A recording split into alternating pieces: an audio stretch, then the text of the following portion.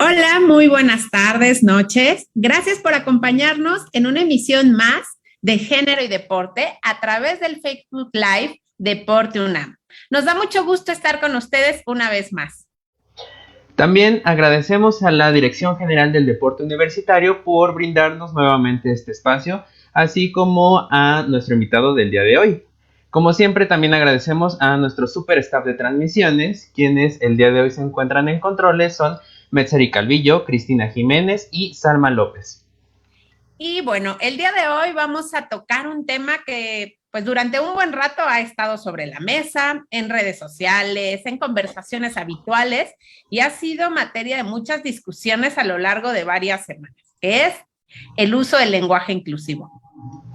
Y es que durante todo este tiempo que hemos estado en profunda inmersión en las redes sociales, hemos podido ver muy distintas reacciones a los videos, expresiones y manifestaciones que desataron la polémica en torno del uso del lenguaje inclusivo, llegando a plantearse en forma de broma, burla o juego el uso de la E sobre los verbos, generando eventualmente mayores discrepancias y ramificaciones en torno de la discusión sobre su uso. Incluyéndose entre estas discrepancias, inclusive si la lengua de señas, el sistema braille de lectoescritura o diversas políticas públicas sí son inclusivas. Y por principio de exclusión, distintas formas de expresión no lo son, justamente como el lenguaje inclusivo. Sin embargo, ninguna de estas formas es excluyente de otra, ni sobrepone entre sí. Y para hablarnos al respecto, That Boy is Ruperto. José Luis Ruperto Mateos se encuentra con nosotros, quien es egresado de la carrera de Ciencias de la Comunicación por la Facultad de Ciencias Políticas y Sociales de la UNAM. Ruperto se asume como persona queer. Él es periodista y se especializa en temas de diversidad sexogenérica. Ha colaborado con la agencia de noticias AUNAM, el Observatorio de la Relación Binacional México-Estados Unidos y medios como Seis Francas MX. Muchas gracias por acompañarnos, Ruperto. No, hombre, al contrario, muchas gracias por abrir este espacio para hablar de un tema que últimamente está mucho en la opinión pública y sobre el que hay que reflexionar y hay que ponernos a pensar. Entonces, pues bueno, sin más, voy a comenzar con esta explicación, porque pues ya actualmente hay mucha gente y hay muchas instituciones que ya usan el lenguaje inclusivo o, como a mí me gusta decirle, incluyente. Considero que es más propio llamarle de esa forma y bueno, también no sexista. Ya en un momento veremos cuáles son las diferencias entre estos dos tipos de lenguaje.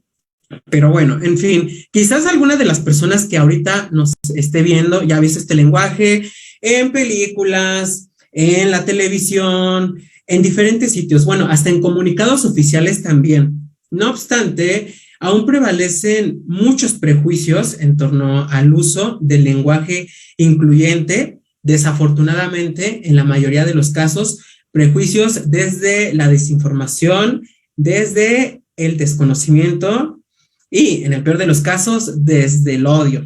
Así es que, pues bueno, creo que en redes también hemos visto constantemente esta frase de ¿y de qué sirve eso? ¿No? ¿Qué va a cambiar usar un lenguaje incluyente? ¿No? Es una de las frases más recurrentes entre quienes quieren desacreditar esta práctica lingüística. Pero, pues hay que decir que desde el lenguaje se construye realidad.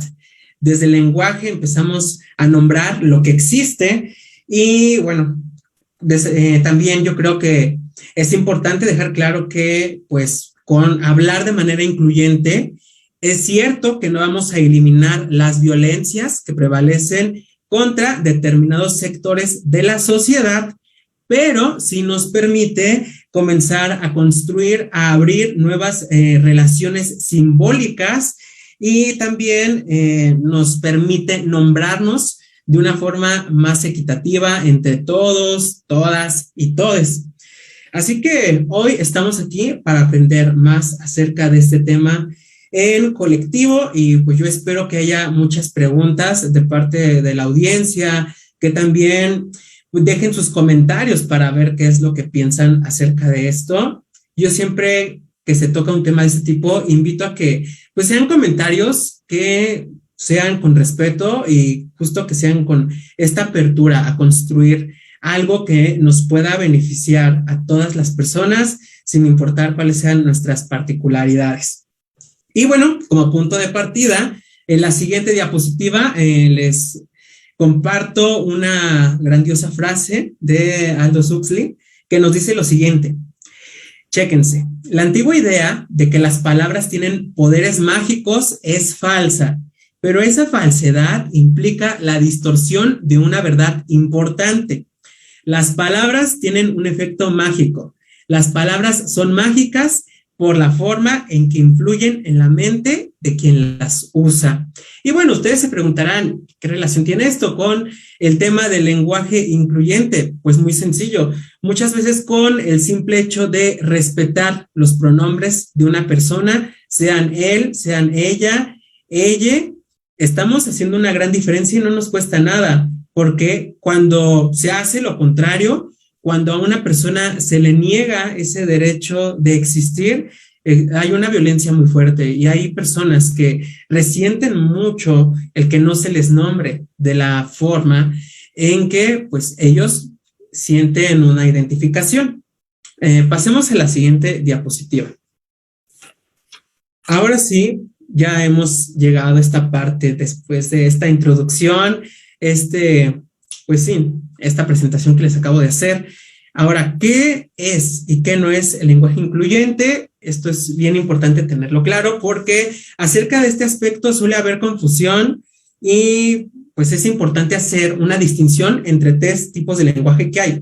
No sexista, inclusivo o incluyente y neutro no son lo mismo, no se deben usar como sinónimos, tienen diferentes connotaciones. Y en un momento vamos a ver de qué va cada uno. Creo que esto es muy importante que pues nos pongamos en enfoque para después no confundir. Y tan solo con tener bien claros estos tres tipos de lenguaje, ya comenzamos a hacer una gran diferencia. Y pues también esto nos permite no hacer comentarios que no tienen contexto, no hacer comentarios que pueden ser agresivos para algunas personas. Entonces, pasemos a la siguiente diapositiva. En esta les hablo de qué es el lenguaje no sexista. Seguramente esto lo han escuchado en alguna parte y a lo que se refiere es que mediante el uso de este tipo de lenguaje se evita usar el masculino genérico para referirse a toda una colectividad. Además de que evita que el discurso se ponga, que en un discurso se ponga en una situación inferior a las mujeres. Aquí un ejemplo sería, en vez de decir los atletas mexicanos llegaron a los Juegos Olímpicos, una propuesta sería la delegación mexicana llegó a los Juegos Olímpicos. Y bueno, de esta manera ya no estamos nada más refiriéndonos a hombres.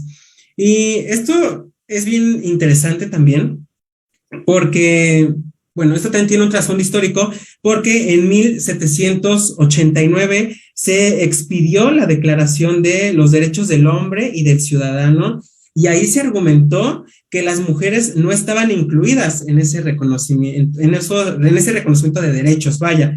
Entonces, si se dan cuenta de esto, les repito de nuevo, ¿no? Pues era la Declaración de los Derechos del Hombre y del Ciudadano, ¿no? Entonces, pues oímos eso y ustedes que entienden, ustedes que están en la audiencia, me imagino que en la mayoría de los casos pensarán nada más en hombres, pero no en mujeres, ¿no? Entonces, en ese año, pues ya 1789, justo era lo que se argumentaba, les decían a las mujeres, bueno, es que tú no eres ciudadana, no estás considerada aquí, entonces careces de estos derechos, ¿no? Y entonces, por esta razón, una escritora francesa que se llamaba Olympe de Joules, escribió a manera de protesta en 1791 la Declaración de los Derechos de la Mujer y de la Ciudadana. Entonces, para quienes dicen que el lenguaje incluyente es una moda, pues aquí podemos ver que no es una moda. Aquí vemos un primer antecedente de lo que fue el lenguaje incluyente, ¿no? Fue una protesta, una exigencia de parte de las mujeres de decir, nosotras también existimos y somos ciudadanas, no nada más estamos relegadas al hogar, porque pues siempre ha existido esta separación entre hombres y mujeres, de lo público y lo privado. Y bueno, ya ni hablemos de otras identidades que hasta en estos años, hasta en estas últimas que les gustan 2 décadas, empezamos a escuchar más, empezamos a ver, ¿no? Entonces, algo que es muy cierto, pues es eso, que los pronombres masculinos no incluyeron a las mujeres desde un inicio, ¿no? O bueno, al menos hasta que los hombres decidieron reconocerlas como personas, ¿no? Bueno, vamos a la siguiente, que es el lenguaje inclusivo o incluyente. Y pues de hecho este es el concepto que le da título a esta ponencia, esta charla de hoy, y este concepto alude al modo de expresión que evita las definiciones de género o sexo, abarcando a mujeres, hombres, personas de la diversidad sexogenérica o personas con alguna discapacidad. Y también incluso hay otro término para referirse a las personas con alguna discapacidad, que es el de personas con diversidad funcional. Así es el otro término. Y un ejemplo de este tipo de lenguaje es, en lugar de decir el hombre, lo correcto sería la especie humana. Y fíjense que aquí es bien interesante esto porque pues en los libros de primaria muchas y varias personas llegamos a leer que era la historia del hombre, ¿no? Y justo yo, aún estando pequeño, yo decía, bueno, pero nada más del hombre y las demás personas, ¿qué? Yo creo que más de una persona se llegó a plantear este cuestionamiento y bueno, pues ahora podemos ver cuál sería la manera más inclusiva de referirnos a nuestra especie. Ahora vamos a pasar con el siguiente tipo de lenguaje, que es el lenguaje neutro. Y en este tipo de lenguaje están incorporadas las personas no binarias, que también le llaman lenguaje representativo. ¿Por qué lenguaje representativo? Porque representa su identidad, representa lo que son.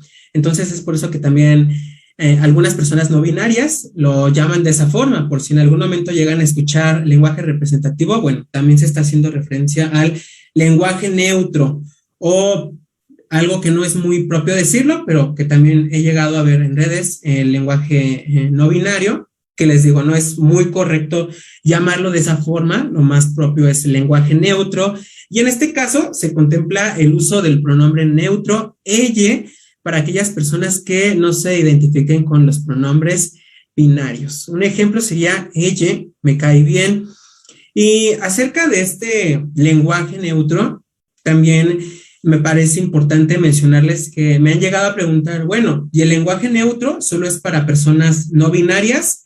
En efecto, no solamente es para referirnos a personas no binarias, hay personas que son trans, no binarias, y también ocupan este tipo de lenguaje, ¿no? Entonces es importante tener ese tipo de apreciaciones y tomar esos detalles en cuenta a la hora de usar este lenguaje. Y justo el lenguaje neutro es el que muchas veces pues también se vuelve objeto de burlas, ¿no? Y se vuelve objeto de decir, ay, es que a todo le tenemos que poner una E. Bueno, más adelante voy a refutar esa idea. Pero bueno, a grandes rasgos, esto es lo que hay acerca del lenguaje neutro. O bueno, también hay quienes utilizan el lenguaje neutro para evitarse a veces decir, por ejemplo, no sé, alumnos y alumnas, hay quienes dicen alumnes, justo para englobar esto. Yo creo que una reflexión que también nos deja ver este tipo de lenguajes, pues es que la diversidad humana nunca va a ser representada en su plenitud. Sin embargo, sí podemos tener una aproximación a eso. Y bueno, continuemos con la siguiente diapositiva. Ruperto, te interrumpo un poquito Claro. porque hay una pregunta ahora que creo que entra muy bien antes de continuar, que las personas no saben qué es una persona binaria, no binaria. No binaria. Entonces, si pudieras, a grandes rasgos, compartir con la audiencia qué es una persona no binaria. Por supuesto. Fíjense que muchas veces cuando en redes sociales se habla de que, por ejemplo, sale alguna nota de que determinada celebridad se asume como no binaria. Y entonces de inmediato empiezan los comentarios de burla, de decir, ay, pues entonces, yo voy a hacer no sé qué cosa y así, ¿no? Y empiezan a inventar. Y bueno, es por eso que este tipo de pregunta siempre es bueno responderla, porque una persona no binaria es una persona que justo no se asume como, como totalmente en los caracteres masculinos o femeninos al 100%, ¿no? Puede ser que esté fluyendo entre ambos. Entonces, a eso nos estamos refiriendo.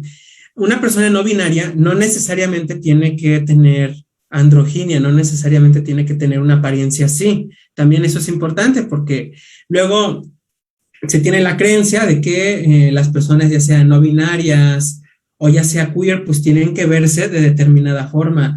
Y no es así. Entonces, también más adelante en esta presentación les voy a dar como unos consejos justo para podernos relacionar mejor entre todas las personas y justo evitar referirnos a alguien con pronombres o con una identidad que no sea la correcta. Bueno, entonces espero haber respondido a la duda que nos dejaron en los comentarios. No sé si quieran que precise un poco más. No, está muy bien, Roberto. Creo que ya se entendió qué es esto de no binario, ¿no? Ya si vemos alguna otra pregunta, te haremos. Claro, incluso para quienes estén interesados, interesadas en conocer más acerca de las personas no binarias, hay en Facebook una página que me parece grandiosa por el contenido que hace, que precisamente se llama Resistencia No Binarix, y justo publica contenidos en donde explican desde la visión de una persona no binaria qué es asumirse así, ¿no? Entonces ahí también podrán conocer de primera mano a qué se refiere esto y pues también un poco más de la manera en que ellas, conciben el desenvolverse en sociedad. Bueno, entonces ahora sí, pasemos a la siguiente. Bueno, mitos sobre el lenguaje inclusivo. Desconocer información como la anterior puede propiciar que creamos en algunos mitos, muchas veces sin fundamento, del lenguaje inclusivo, incluyente. Y aquí les puse 3, que justo el masculino genérico incluye a las mujeres. Ya hace unos momentos les explicaba de cómo, pues ya desde 1791 justo existió esta protesta porque en la Declaración de los Derechos del Hombre y del Ciudadano no se incorporaba a las mujeres, no se les tomaba en cuenta, ¿no? Entonces, acerca de esto podemos ver cómo sí los hombres han, pues a lo mejor tomado en cuenta a las mujeres, pero únicamente en ciertos momentos y en ciertas situaciones, porque así como hay momentos en los que dicen, ay, es que sí se les incluye, como en esta situación que les comenté, es un no, pues es que sabes que no se te incluye. Entonces ahí es como igual una aprobación que está sujeta a la opinión masculina, ¿no? Desde el lenguaje, por supuesto, ¿no?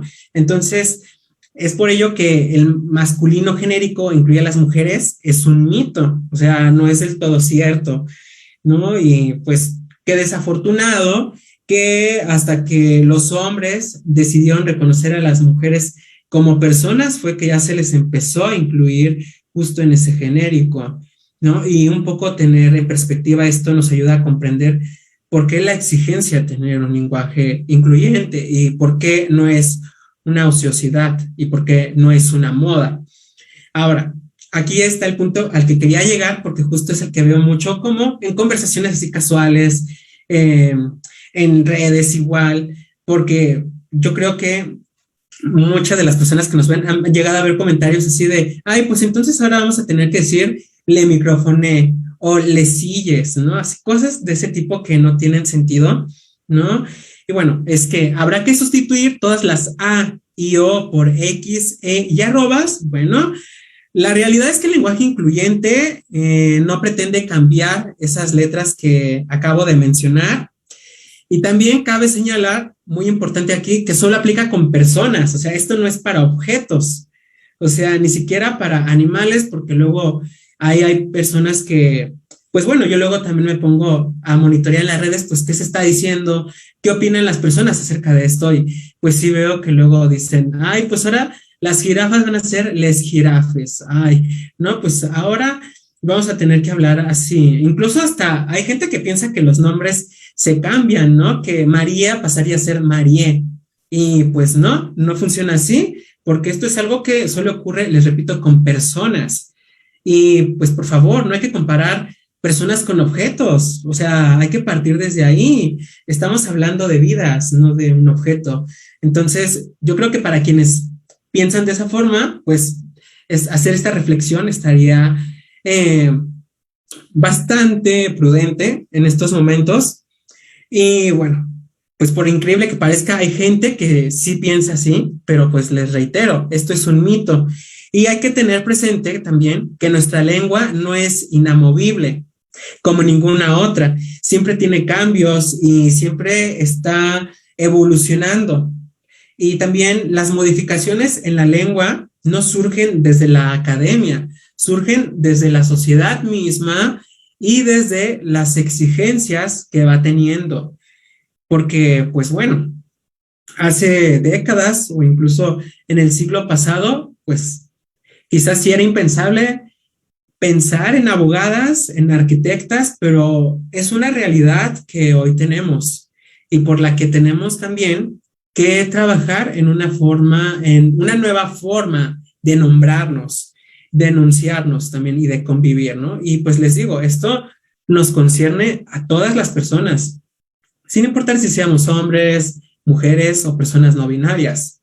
O sea, esta es una reflexión que hay que hacer y no es para que cierto sector tenga más beneficios o para darle privilegios.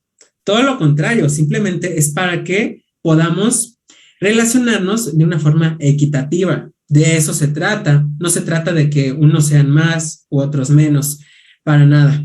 Entonces, bueno, qué bueno que llegué a este punto porque era el que quería tocar. Y también, pues, hay personas que dicen, híjole, es que perdemos tiempo nosotros porque en otros países que hablan otras lenguas no se tienen este tipo de debates. Pues bueno, déjenme decirles que eso sucede porque desafortunadamente nuestro idioma, el español, es uno de los más sexistas junto con el portugués. ¿Por qué sexista? Pues bueno, porque aquí no existe una neutralidad como si la existe en idiomas como el chino, como el japonés, como el coreano, el georgiano, el malayo, el estoniano, el turco e incluso el persa. Ahí hay una neutralidad, son neutros esos idiomas. En el nuestro no es así, en el nuestro hay una fuerte carga sexista en la forma de referirnos hacia otras personas. Entonces es por eso que hay otros países en donde no es tan encendido este debate acerca de un lenguaje incluyente, pero que nosotros como hablantes del español aquí en México, pues tenemos que hacer, en pocas palabras, para poder tener una interacción más llevadera. Y bueno, el tercer mito, la Real Academia Española no avala el lenguaje incluyente, por lo tanto, no es válido. Esto es súper frecuente, siempre que tú hablas del lenguaje incluyente o del lenguaje neutro, por ejemplo, luego yo cuando llegué a estar en clases, pues me gustaba decir buenos días a todos. Y nunca falta una persona que te dice, no, es que la Real Academia Española no aprueba eso. Estás atentando contra el lenguaje, ¿no? Y bueno, hay quienes hasta incluso te acusan de que ya estás destruyendo la lengua y se va a dejar de hablar el español por esto. Pues también les digo, una lengua no desaparece mientras haya personas que la hablen. Y evidentemente no va a permanecer igual. Nosotros no hablamos el mismo español de hace 100, 150 años. O si alguien de la audiencia sí lo habla, pues que aquí me diga. Pero hasta donde yo sé, eso no sería muy común, eso no es común, ¿no? Entonces, tampoco hay que irnos por ahí, porque además la Real Academia Española, la RAE, no es una institución que emita cosas que sean mandatos. O sea, es una institución descriptiva, nos da sugerencias de cómo podemos hablar y también lleva un registro de las palabras que se están usando, pero no es que también lo que diga esa institución ya sea lo que por norma debe de considerarse o lo que debemos aplicar. Y yo aquí también cuestiono, bueno, si nos vamos a poner así a cumplir tal cual todo lo que dice la Real Academia Española, ¿por qué si se han admitido palabras como friki o como imprimido?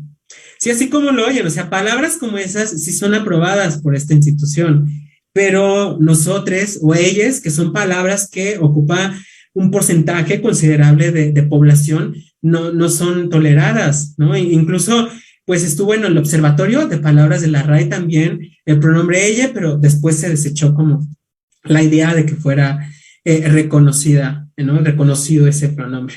Entonces, pues ahí es como algo que nos hace también cuestionar, porque hay que tomar en cuenta que la RAE, pues también es una institución que ya tiene muchísimos años, pero que en esos muchísimos años ha tenido muy poca presencia femenina. O sea, si no me equivoco, un 87% de la RAE está compuesta por hombres que además son cisgénero, que además son blancos y todas estas características de lo que sería considerado el hombre hegemónico, pero muy pocas mujeres, ¿no? Entonces también hay que tomar en cuenta eso y pues sí, también no, la idea no es decir, no, lo que dice la RAE no cuenta, al final es una institución pues que tiene años, que tiene una historia y pues sí nos sirve para tener apreciaciones, nos sirve para tener un panorama, pero también no hay que irnos por un purismo y por decir, es que como no lo dice la RAE, pues no vale, porque hay gente que está construyendo su realidad mediante el lenguaje neutro, ¿no? Usando el lenguaje incluyente. Entonces eso es lo que cuenta, porque al contrario, o sea, no hacerlo violenta a esas personas y las priva de tener un derecho tan elemental como el derecho a la existencia, ¿no? En el caso de las personas no binarias, por ejemplo.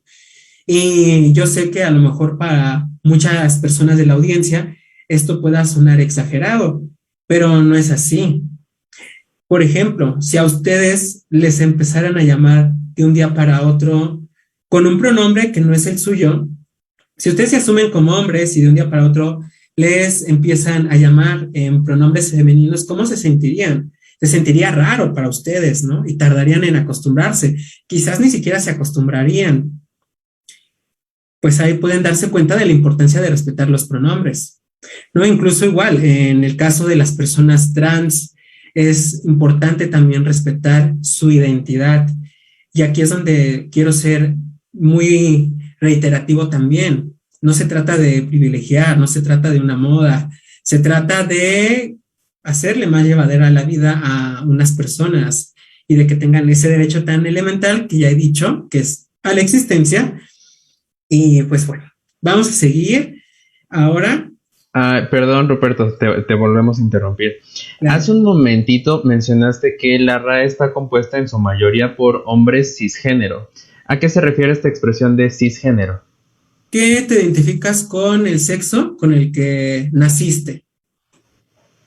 Ok, va. Muchas gracias. Sí. Porque, vaya, tocar estos puntos es muy sensible, entonces lo quiero hacer de la manera más responsable, ¿no? Y también, pues siempre yo también tengo claro que en estas cuestiones lo que dice uno no es la verdad definitiva. Indudablemente siempre este tipo de temas generan diversidad de opiniones, ¿no? Entonces, bueno, pues sí, una persona cisgénero, a grandes rasgos, justo como te digo, es aquella que se identifica con el sexo que tuvo de nacimiento.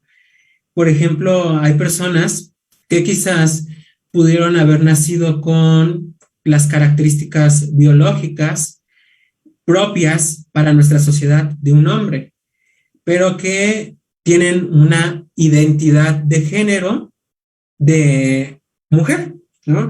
Y bueno, ahora creo que aquí también valdría la pena aclarar qué es la identidad de género. Bueno, la identidad de género es lo que nosotros concebimos en nuestra mente. Es como nosotros, nosotras o nosotres nos asumimos, ¿no? Es lo que nosotros creemos que somos, en pocas palabras, ¿no? Y bueno, ese es un concepto que también siempre hay que tener como en cuenta y que pues muchas personas en algún momento llegamos a desconocer, porque yo en algún punto también llegué a desconocerlo, ¿no? Entonces yo puedo ser evidentemente un hombre, ¿no? Puedo tener una identidad de género de hombre, en mi caso, voy a usarme como ejemplo, vaya, ¿no? Mi identidad de género es de hombre. Efectivamente yo sería cisgénero porque yo nací con las características de un hombre, me identifico como un hombre, pero en algunos momentos mi expresión de género, que la expresión de género es aquellas características que emitimos al exterior y con las que las personas nos ven. Por ejemplo, puedo ser yo un chico con identidad de género de un hombre, como lo dije, pero puedo ponerme un vestido quizás, puedo tener cabello largo, ¿no? Caracteres que en nuestra sociedad podrían asumirse como femeninos, ¿no? Entonces puedo ser un hombre, pero con una expresión de género de mujer, ¿no?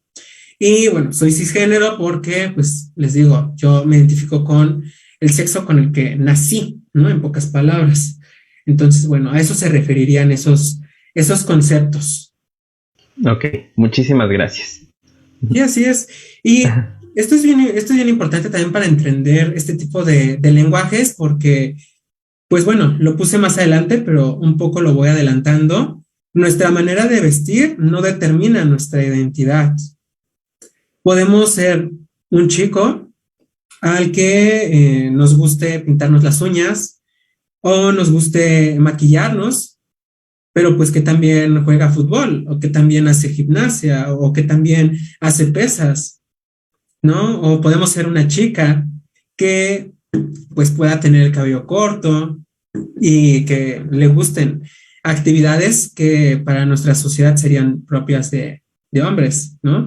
Entonces, bueno, siempre hay que tener en cuenta eso y pues no querer encasillar a las personas de una manera, porque somos una sociedad o bueno, somos una especie muy diversa, ¿no? Y pues hay que respetar esa diversidad, ¿no? Y justo yo creo que el hecho de que ahorita estemos abordando este tema en un espacio de la UNAM, pero que además es del área de deporte, es súper relevante. Y bueno, pues bueno, yo creo que hay un paso. Hace años hubiera sido inédito tocar ese tipo de temas. Entonces, vamos a continuar. Bueno, lenguaje incluyente, no sexista y su relación con el deporte. Ahora sí vamos a pasar a este tópico. Y bueno, yo aquí nombré esta diapositiva el rival a vencer, porque desafortunadamente el ámbito deportivo es uno de los que ha mantenido más invisibilizadas a mujeres en todos los sentidos, ya no digamos a personas de otras identidades. Desde atletas varones, entrenadores, hasta la prensa misma colocaron por años a las mujeres en una posición inferior desde el lenguaje, ¿no? Y bueno, ahorita les puse unos ejemplos, pero yo creo que este punto, porque pues también me informaron que mucha de la audiencia justo es deportista, justo es atletas y hay entrenadores. Entonces, yo creo que hay momentos en los que pareciera que el deporte es como un mundo muy alejado de los temas de género. Pareciera que son cosas muy separadas, ¿no? Porque pues no es nuevo y no es algo poco conocido que el deporte por muchas décadas fue algo propiamente masculino. El hacer deporte era sinónimo de virilidad, era sinónimo de ser pues un hombre de verdad, ¿no? Lo que significa ese concepto. Entonces, pues de ahí podemos empezar a entender por qué mucho tiempo se invisibilizó a las mujeres. O sea, era impensable, por ejemplo, pensar en boxeadoras, ¿no? O sea, no existían las boxeadoras. Eran nada más consideradas como mujeres que se subían al cuadrilátero y se ponían a pelear, pero no se les llamaba boxeadoras, y así en otros deportes, incluso también en atletismo, en las carreras, se daba mucho eso, incluso en años recientes. A mí me tocó en una ocasión, porque pues yo también me dedico a escribir sobre atletismo y sobre otras disciplinas, pero me especializo más en atletismo y también lo practico. Entonces recuerdo que en una ocasión, en una carrera, precisamente de estas que hacen de forma urbana en circuitos callejeros, yo estaba ahí como viendo la premiación, ahí checando qué estaba pasando, porque a las mujeres justo les iban a premiar mucho menos que a los hombres que habían ganado en ese evento. Entonces, una de las corredoras dijo, pero ¿por qué nos dan mucho menos si se supone que la convocatoria que establecía que nos iban a dar tal cantidad? Y le dijeron, bueno, pues es que ustedes digan que las estamos tomando en cuenta, ¿no? Entonces ahí yo creo que presenciar eso igual me hizo mucho reflexionar esto, ¿no? De qué tan invisibilizadas llegaron a estar las mujeres, ¿no? Y pues sí, quizás hacer un cambio en el lenguaje sea algo mínimo, pero pues que, les digo, nos permite empezar a marcar una diferencia, ¿no? Y también nos permite interactuar de mejor manera, interactuar de una forma más igual. Ahora vamos a ver lo que hace la prensa, porque la prensa deportiva también tiene cosas tremendas. Por ejemplo, en esta nota de rugby, le destrozaron su bonita cara, pero ella continuó jugando. O sea, no entiendo ahí por qué si estamos hablando de una jugadora de rugby, tendríamos que poner en un titular, porque es un titular, esta palabra de su bonita cara, ¿no? O sea, simplemente no tiene sentido. Ahora pasemos al siguiente ejemplo. Las 6 deportistas más sexys de los Juegos Olímpicos de Río de Janeiro. Ellas son algunas de las más bellas de la competición. Bueno, aquí quiero que ustedes se den cuenta de cómo a la mujer, desde el lenguaje, se le pone en una posición de objeto, ¿no? Y de, miren, aquí están, véanlas. Entonces, ahí es algo bastante agresivo también, porque si son deportistas, ¿qué te hace pensar que van a querer que las llames más sexys? Simplemente es algo incongruente, ¿no? Y aparte no creo que este medio le haya pedido autorización a estas atletas para presentarlas de esa manera. Entonces, esto también es una práctica agresiva, esto también es una práctica que no deja nada bueno, no deja nada bueno. Quizás en el caso de los sitios web lo hagan porque pues es lo que les atrae más clics, pero vaya que no es nada ético. Realmente se está haciendo prensa deportiva al hacer este tipo de titulares, es el cuestionamiento que yo dejo, ¿no? Ahora pasemos al otro, que es igual bastante llamativo, ¿no? Bastante curioso, por llamarlo de alguna manera. Y bueno, básicamente en este encabezado se le da mayor relevancia a una plata de Michael Phelps que a un récord y medalla de oro de la nadadora Ledecky, ¿no? Entonces, si se dan, o sea, creo que está más claro desde la forma en que se ordena este titular, ¿no? O sea, desde ahí nos queda súper claro cómo va todo esto. Y pues hay quienes dicen, es que es economía del lenguaje, es que es por cuestiones de redacción o por cuestiones de que el diario quede acomodado, que se vea lindo el acomodo, ¿no? Pero pues realmente esto no tendría fundamento porque hay otras formas de usar el lenguaje que precisamente nos permiten darle su lugar por igual a ambas partes, ¿no? Entonces, pues esto es lo que ocurre en la prensa deportiva, ¿no? Esto es lo que ocurre en la prensa deportiva. Y pues también si seguimos indagando, podremos darnos cuenta de cómo en entrevistas a grandes figuras del deporte, también siempre hay una forma por parte de atletas varones de referirse de forma peyorativa a sus pares femeninas.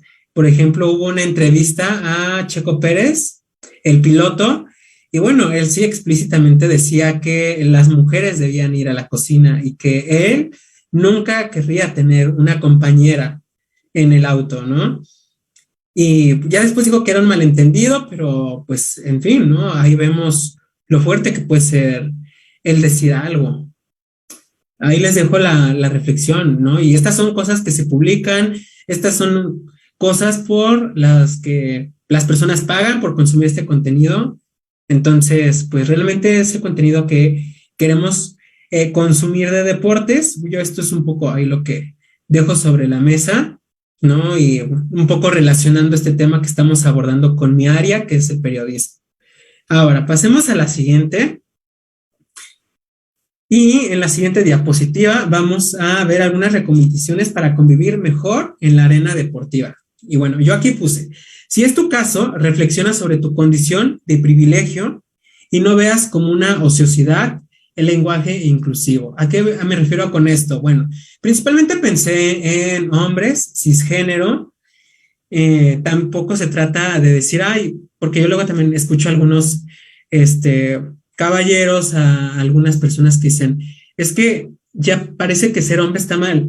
Evidentemente no, ser hombre no está mal, ¿no? Pero lo que sí hay que hacer como hombres es justo reflexionar sobre la condición de privilegio que hemos tenido a lo largo de los años y si no si no tenemos la voluntad de usar el lenguaje inclusivo o el lenguaje neutro para relacionarnos, pues tampoco desacreditarlo, tampoco ponernos a ofenderlo y burlarnos de él, simplemente porque no se corresponde con nuestra realidad. Eso no debe de ser. O sea, finalmente sí corresponde a la realidad de otra persona. La otra recomendación es que, se los dije hace unos momentos, siempre hay que tener en cuenta que una manera de vestir no determina una identidad de género. Yo se los digo porque igual, o sea, a veces me da por ponerme pasadores o accesorios de este tipo y no por eso dejo de ser un hombre, en mi caso, ¿no? Entonces, yo creo que así hay otras historias. Igual puede suceder con chicas, igual puede suceder con personas no binarias. Entonces, yo también la invitación que dejo es justo la de abrirnos un poco más a toda esta gama que hay en la actualidad y que, ojo, no es nueva, estuvo invisibilizada, porque siempre ha habido personas no binarias, siempre ha habido personas trans, queer, pero hasta ahora es cuando se les empieza a dar una voz en el área pública, en el espacio público, en la opinión pública. Entonces, pues por eso es relevante. Y pues esto lo pongo aquí porque justo luego en el ámbito deportivo, ya sean en escuelas, no sé, de natación, en gimnasios, pues luego puede ser que los instructores pues vean que llega una persona puede ser una expresión de género femenina, pero quizás esa persona no se asume como una mujer, tiene esa expresión de género femenina, pero su identidad de género es masculina, ¿no? Entonces hay que tener en cuenta esto. Y ustedes se preguntarán, bueno, y ante esta complejidad, pues, ¿qué puedo hacer? Yo como entrenador, yo como miembro de un equipo de fútbol, como miembro de un equipo de voleibol, de natación, de atletismo, etcétera, ¿no? Bueno, pues ante estos casos, algo tan simple como preguntarle a esa persona con la que queremos interactuar, oye, ¿cómo me puedo referir a ti? Pues lo soluciona todo, algo tan sencillo como eso. Nos ahorran muchos problemas, ¿no? Así es simple, nada más decirle, oye, ¿cómo me puedo referir a ti? ¿Cuáles son tus pronombres? Y pues este simple acto nos permite tener, pues, la posibilidad de conocer a esa persona y de relacionarnos de una manera más cordial. Y aquí quiero disculparme, me faltó uno de los signos de interrogación, son eventualidades, por si alguien lo notó, una disculpa. Pero bueno, ese es el punto que quería tocar. Y como conclusión, quiero decir que el lenguaje es cierto que contribuye a segregar y a violentar, pero también lo podemos usar para construir relaciones desde la empatía. Y bueno, por mi parte, eso sería lo que podría decirles acerca del lenguaje inclusivo, porque vaya que abarcar todo este tema en 50 minutos Es un reto por lo complejo que es, pero yo espero haberlos ilustrado, espero haberles dado eh, las respuestas necesarias a sus dudas y me pongo ahora en sus manos, Víctor, Ana. Sí, Ruperto, pues te agradecemos por dar esta gran aportación. Te voy a comentar algunos aportes que han dicho la audiencia. Dice, gracias por este espacio, te mandan muchos saludos, que es muy importante lo que se está viendo. Cosificación de la mujer en el deporte, parte de la cultura global, consumista y la estructura patriarcal, es reflejo del lenguaje en el deporte. Interesante criterio del invitado. Gracias por esta ponencia. Entonces, bueno, parece que al público le ha parecido bastante buena esta reflexión y verla desde el deporte y cómo es importante la enunciación, ¿no? Justamente el saber cómo enunciarte hacia las demás personas, cómo lo podemos hacer de estos tres diferentes tipos de lenguaje que posiblemente no conocíamos. ¿Y hay algunas preguntas, Vic? Sí, regresando tantito a la diapositiva anterior, sobre evitar reflexionar, bueno, más bien, evitar ver las cuestiones sobre el privilegio. ¿Cómo podemos identificar qué es un privilegio para reflexionar sobre ello? ¿Cómo podemos identificar un privilegio? Es muy sencillo, simplemente poniendo en perspectiva si otras personas lo pueden disfrutar o tienen acceso a él igual que nosotros, nosotras, nosotres. O sea, desde ahí podemos darnos cuenta. Con algo tan sencillo como nosotros al entrar a un establecimiento comercial nos dicen, buenas tardes, joven, ¿cómo está? ¿No? O buenas tardes, bienvenido, joven. Pero una persona que no se identifique como hombre y que a pesar de tener una expresión de género femenina y tener una identidad de género femenina, aún así se refieren a esa persona en masculino, pues desde ahí podemos ver que esa persona no tiene esa misma posibilidad de ser reconocida como es su identidad. O sea, desde ese tipo de cosas, o sea, son cosas muy simples, o sea, son cosas tan cotidianas que de pronto las perdemos en perspectiva. Y yo, por ejemplo, no tengo problema a veces porque, pues cuando tengo el cabello un poco más largo, ¿no? O cuando a lo mejor, me arreglo diferente, pues me llegan a hablar en femenino, ¿o no? O en neutro, yo no tengo problema porque, pues tengo esa fluidez. Pero hay personas que sí se identifican meramente como hombres o como mujeres y pues el hecho de que no puedan tener el reconocimiento de la identidad que tienen, pues es algo que justo va en detrimento de su bienestar, incluso salud emocional, ¿no? Y bueno, desde ahí, y ya de ahí pues podemos ver otras cosas, ¿no? Como por ejemplo, el hecho de que podamos tener acceso a mayor oferta de cultura, ¿no? A mayores espacios de este tipo, incluso también incluso para las personas que somos parte de la comunidad LGBTQ+, pues también, ¿no? El hecho de que podamos expresarnos como deseamos, sin necesidad de ocultarnos, también puede ser un privilegio porque hay personas indígenas que también pueden ser gays, pueden ser lesbianas, pueden ser trans, no binarias, pero que por el hecho de vivir en un contexto que puede ser rural, en un contexto que puede ser machista, no pueden expresarlo de manera abierta. Entonces también ahí podemos ver este tipo de interseccionalidades.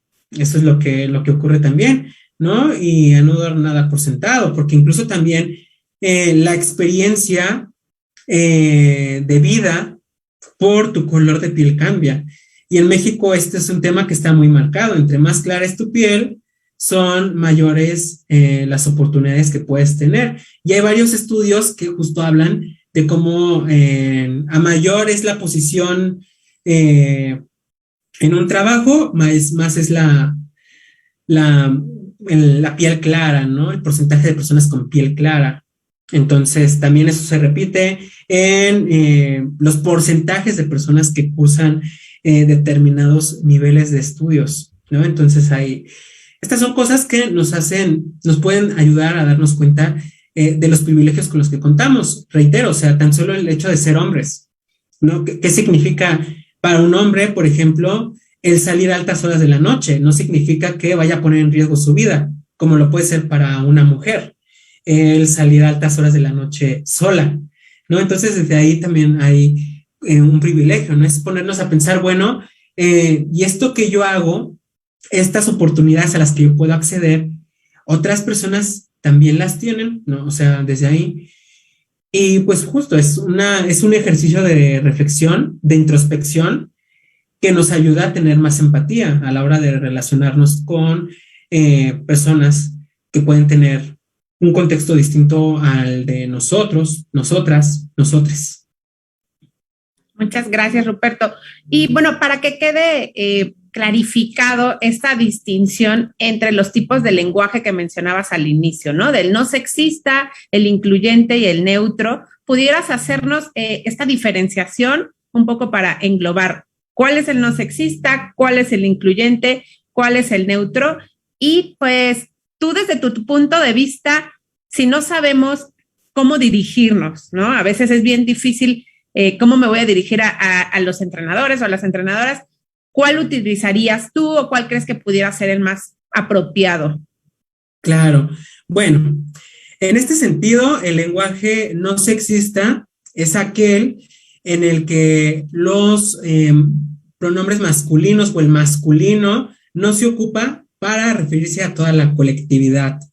Por ejemplo, no se diría los estudiantes en un lenguaje no sexista, serían las y los estudiantes, ¿no? Sería así. O, por ejemplo, los atletas, no serían los atletas, serían los y las atletas, podría ser de esa manera.